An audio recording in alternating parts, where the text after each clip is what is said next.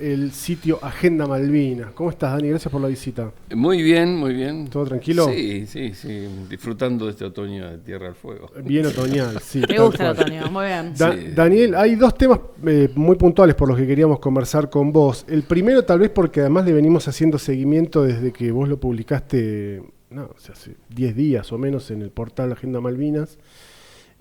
Primero lo abordó Alfredo, que habló también con Moisés Solorza de Boca de Pozo, que también tomó un poco la información que vos habías publicado, amplió un poco más, que tiene que ver con este documento que se conoció, hecho por una consultora originaria aparentemente de Gran Bretaña, y financiado por el CFI, que establece la posibilidad, o sea, es un estudio, un análisis para poder privatizar la actividad portuaria, básicamente, además dividir la actividad en tres... La Dirección Provincial de Puertos, no la actividad productiva, específicamente la Dirección Provincial de Puertos. Bueno, ahí hacia allá vamos. En el documento queda claro más que es una especie de división de toda la actividad portuaria en tres empresas, ¿no? Una para lo que tiene que ver con la zona sur, otra que tiene que ver para la de la zona norte, y la tercera ya me olvidé para qué era. La actividad turística. Para la parte turística. Bueno, nosotros, ¿qué hicimos? Hablamos con el presidente de la Dirección Provincial de Puertos, que lo que nos decía Roberto Murcia, que que Murcia lo que hizo en lo básico, básicamente, es confirmar que efectivamente eso era lo que se estaba analizando, que hubo, dice Murcia, un pedido al Poder Ejecutivo de evaluar esta posibilidad, en el entendimiento en aquel momento, según lo que dijo Murcia, de la actividad portuaria de la zona norte de la provincia va a quedar en manos de una empresa privada que va a ser un puerto logístico. La mayor parte de la logística va a ir a ese puerto, no va a venir al puerto Ushuaia, y nosotros vamos a perder cerca del 60% de nuestros ingresos, y no podemos asociarnos con esta empresa que es Mirgor, nada más y nada menos, porque somos una dirección provincial. Y encima Mirgor presentó la iniciativa privada del muelle de catamaranes en la ciudad de Ushuaia, que como nosotros no tenemos capital para poder hacerlo, la alternativa que nos queda es la de la inversión privada, y ni siquiera vamos a tener posibilidad de acceso al Zoom. O sea, no es que tenemos acceso gratuito al Zoom por ponerla. Entonces, hacer una figura de sociedad anónima nos va a permitir armar otro tipo de vínculos y participar del negocio. ¿Tenés alguna reflexión a partir de lo que dijo Murcia? Sí, la verdad que leí, desgrabé, bajé, lo escuché 2 veces, lo leí 2 veces, y anoche cuando volví de Río Grande lo leí todo nuevamente, porque las declaraciones de Murcia, y les felicito a los dos por el nivel de la entrevista que hicieron, porque solamente quien está informado puede hacer ese tipo de preguntas, y ustedes son las preguntas precisas que revela evidentemente que hay, lo que se negaba es que hay un plan de privatización del puerto, que eso estaba planificado, que ya en el 22 le están solicitando al Consejo Federal de Inversiones un estudio para hacer esa transformación, que tiene destinatario exclusivo, porque estamos hablando en el ámbito del desarrollo logístico portuario multimodal en Río Grande, sí, con Mirgor, con justamente en el 22, en noviembre del 22, es cuando Mirgor hace el primer anuncio de la creación, de la construcción del puerto en Estancia Las Violetas, en Río Grande. Entonces hay una coincidencia temporal de cómo canalizan este pedido y los objetivos empresariales mixtos que ya tenían.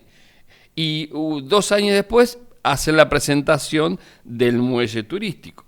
Lo concreto es que las preguntas que ustedes les hacen son tan importantes porque en un momento vos le decís, primero me choca mucho que hable del puerto como una cuestión de propiedad privada. Debo decirle que cuando habla de mi plata, de los 60% que yo pierdo, él no pierde nada porque de su bolsillo no sale nada, él es solamente un inquilino administrador.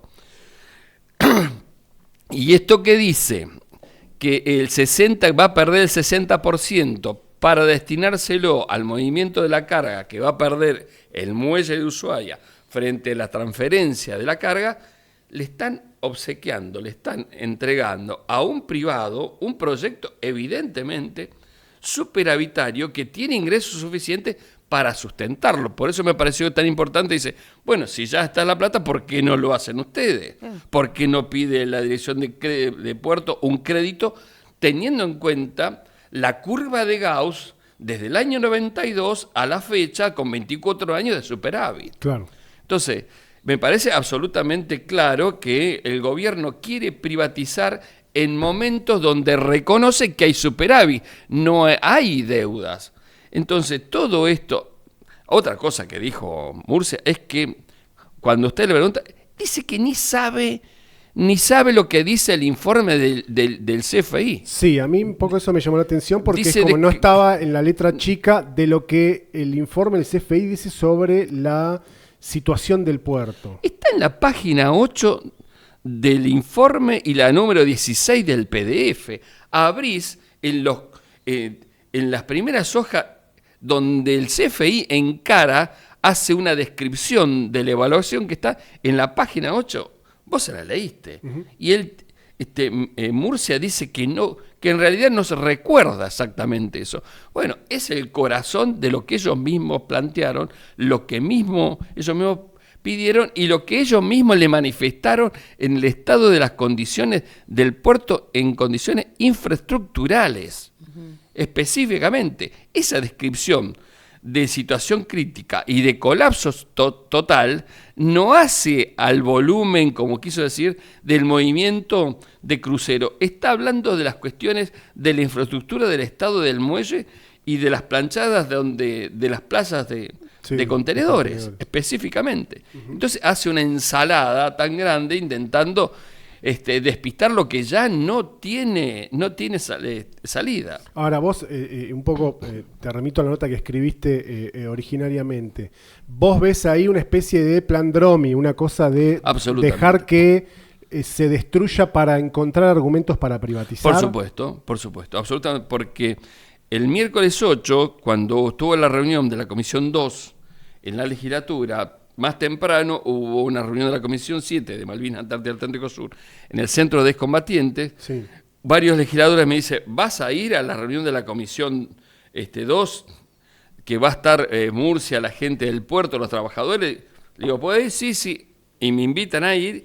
Y en las 2 horas que estuvo Murcia ahí hablando,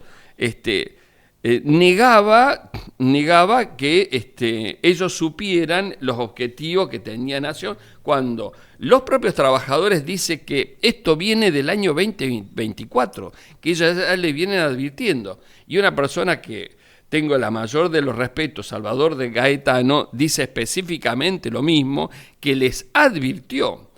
Y no solamente que les advirtió, sino le dijo cómo era la operatoria y cómo venían. Uh-huh. Es más, los trabajadores dicen que se reunieron con los legisladores en diciembre y enero antes de la intervención de este año. O sea que los trabajadores, los técnicos, los profesionales del puerto entendían lo que no querían ver. Y otra cosa que vale decirlo es que Murcia miente descaradamente en la comisión diciendo que no había consultado al fiscal de Estado.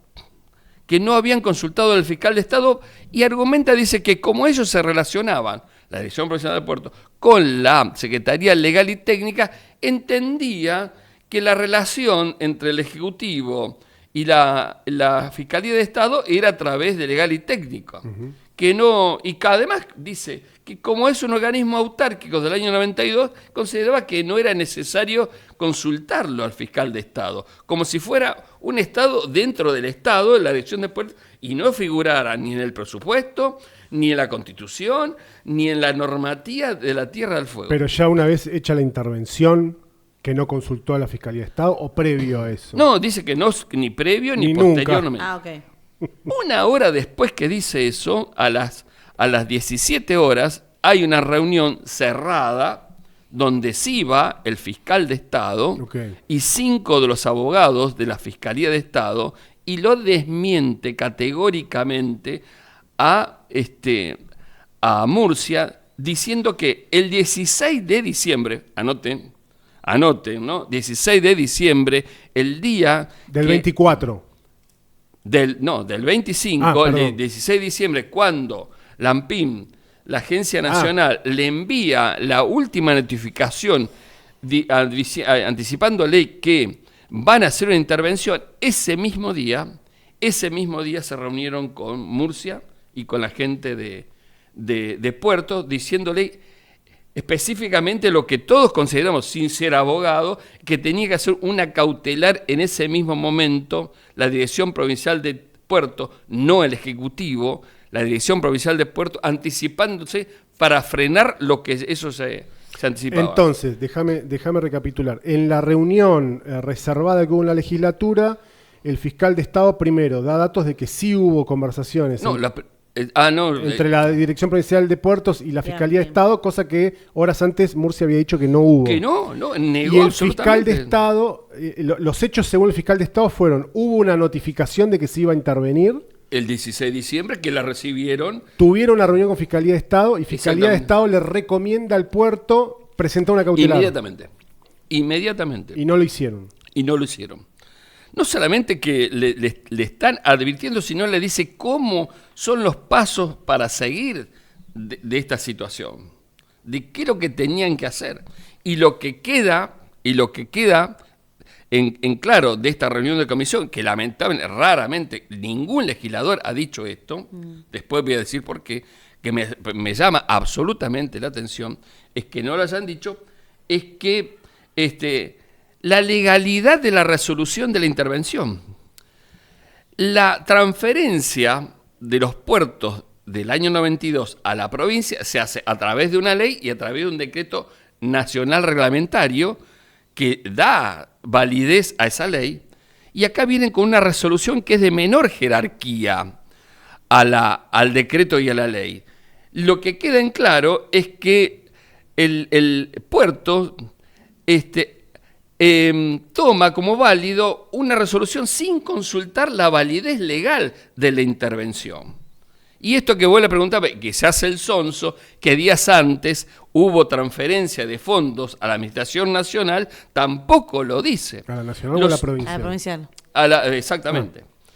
Entonces, estamos en... O sea, le mintió a los legisladores primero. Después, evidentemente, las palabras textuales de varios legisladores lo cocinó, porque no solamente le dijo que sí se había reunido, que le habían hecho en 2 oportunidades las advertencias, que recurrieran con una estrategia que le había planteado el fiscal de Estado, adelante de sus abogados, porque Virgilio dice que estaba adelante, se llevó los testigos, sabemos que certificaron de estas reuniones, y sin embargo no hace absolutamente nada, y cuando hace una acción la hace el Poder Ejecutivo con un abogado que no tiene matrícula federal y la terminan de embarrar del todo. Por consiguiente, la legislatura debería haber pedido el alejamiento inmediato de Murcia y toda la conducción del puerto por la impericia en términos legales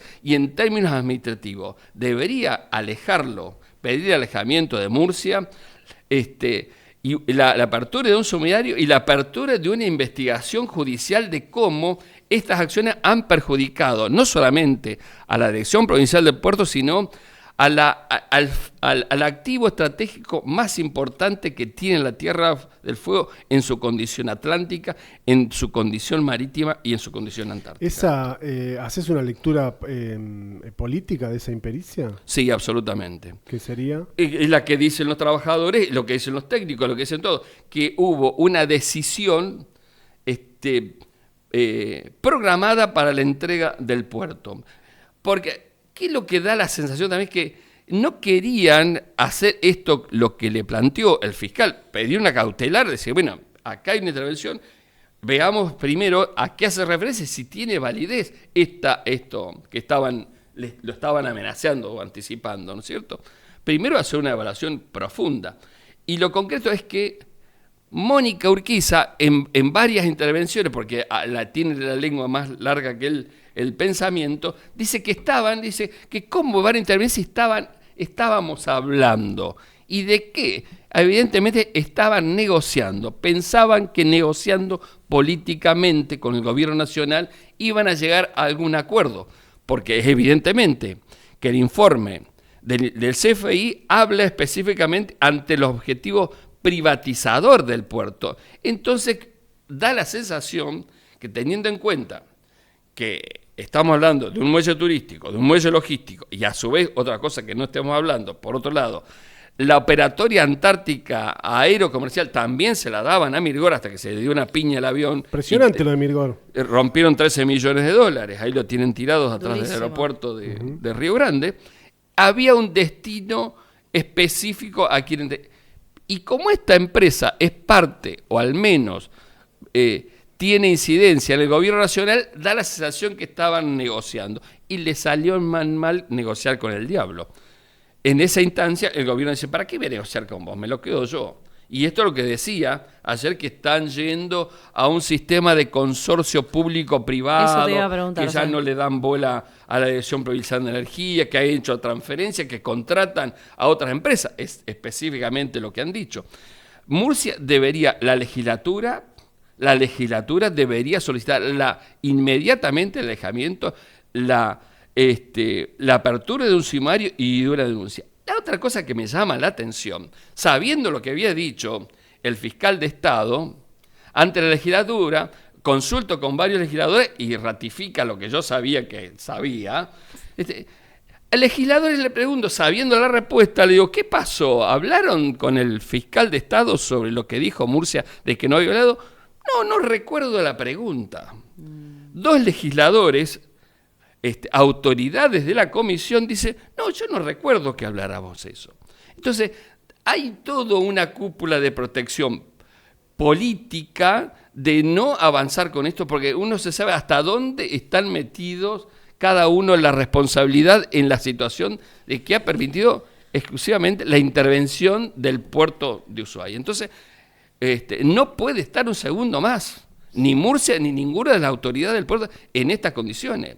Le mintieron a los legisladores, le mintieron a los trabajadores, le mienten al fiscal. El fiscal Claro, pero ¿cuál es el objeto, Daniel? Porque realmente, o sea, si punto número uno, o sea, el puerto fueguino, recontrafueguino, algo que nos da muchos ingresos, en una época clave en donde el mundo está mirando este lugar porque es puerta a la Antártida, porque hay un lío terrible en otro estrecho. Sabemos perfectamente la importancia del paso del Pacífico al Atlántico. ¿Tan livianamente va a ser despojado de este lugar? ¿O vos crees que internamente creía que iba a ser una especie de win-win con el gobierno nacional? Yo creo que la Sociedad de Tierra del Fuego no tenemos conciencia específica del valor que tiene un puerto, nuestro puerto, porque no tenemos conciencia marítima. Claro. Como tampoco tenemos conciencia de la usurpación profunda que significa Malvinas. O sea, cuando no mensuramos el despojo que existe en Malvinas, en principio de pesca, ¿cierto? 250.000 toneladas, lo que se avecina en materia petrolera, el desarrollo infraestructural que están armando. Tengo un documento, bajé varios documentos del gobierno ilegítimo Malvinas antes que lo cierren, de cómo están planificando, los voy a compartir con ustedes, de cómo están planificando la tercerización del sistema empresarial para que colabore con la explotación petrolera. Desde el 6 de enero ya están evaluando, tienen normativa armada. Sí, los tipos reparten mucho el juego y eso le genera... sustento empresarial y político de distintos países. Lógico. Entonces, de eso no hablamos. Bueno, nos pasa exactamente lo del puerto y evidentemente tengo la certeza que estaban planificando este proceso público-privado con nombre y apellido. Lo cierto es que este nombre y apellido ha decidido invertir las ganancias que han tenido en Tierra del Fuego en otros lados. En Uruguay, en Miami, en Varadero, en Chile. Si uno entra a la constitución de Mirgor, que es Iltevere, por el río Tíber, ¿no es cierto? El grupo empresarial, ¿dónde está diversificado? ¿Y cómo llega esa diversificación? Por los ingresos que han tenido en Tierra del Fuego durante estos años, que lo están llevando afuera y no lo están invirtiendo en Tierra del Fuego. Acá ha habido un negocio en términos políticos, personales de la gestión de Melella, que en un momento se fracturó y el negocio pasó a otro lado, o no sé qué sucedió. Pero lo cierto es que estamos al frente de un hecho fraudulento, de una privatización solapada, con nombre y apellido, en búsqueda de no se sabe qué, a cambio de qué. La otra cosa es lo que dijo el 12 de febrero la vicegobernadora en una reunión que hubo en la Casa de Gobierno con las cámaras empresariales, sí, con los gremios, diciéndole que le echa la culpa, diciendo que la gestión de Bertone y de Macri, habrá sido lo que sea, dice que se voló la guita. Sí. Dice abiertamente que se voló la guita. ¿De qué habla? ¿Desde cuándo la vicegobernadora conocía esa información? O sea, el miércoles, la semana pasada, me interceptó entre las verduras y las frutas de la anónima, quiero decirlo así, la vicegobernadora, enojada porque dice que yo no la había llamado cuando informamos esto. Cuando tomamos la información que ella dice semejante cosa y que no va a la justicia, le dije, vos, debería ir inmediatamente. Entonces dice que estaba enojada porque yo no la había llamado. Y yo le pregunto, ¿yo tenía que haberla llamado? Sí, vos tenés mi teléfono. Y yo le pregunto, ahí me dice que ella no tiene nada que ver, que eso fue una decisión de Macri, que no fue acá. Yo le pregunto, pero vicegobernadora, ¿estamos hablando del puerto de Ushuaia o estamos hablando del puerto de Bahía Blanca? ¿Cómo que no tiene responsabilidad? Bueno, acá hay toda una cadena de encubrimiento y tirar la pelota afuera, lo mismo que hicieron con el radar, para no ser responsable en el lío monumental que han metido a la provincia en dejarse intervenir el puerto en estas condiciones de dudosa legalidad. Daniel, estamos con Daniel de Guzmán, periodista, veterano de Guerra de Malvinas, director del sitio Agenda Malvinas. Te quiero preguntar por Leolabs, nos estamos quedando sin tiempo, pero hubo buenas noticias, que es un fallo de la justicia que finalmente decide, entiendo que es a partir de una presentación que hizo el gobierno de la provincia, de quitarle, digamos, disolver la empresa. Sí, disolverla en IGJ a la empresa. Exactamente. Es un fallo como en primera... El registro de la Inspección General de Justicia. Registro, no me salía. Es un fallo en primera instancia. Se celebra, pero supongo que la empresa tendrá posibilidades de apelar eso, ¿no? Bueno, la justicia tiene ese funcionamiento. Claro. ¿No es cierto? O sea, que no estamos hablando de una sentencia. La justicia de Tierra del Fuego ha tenido dos actos de madurez que el campo político no lo ha tenido.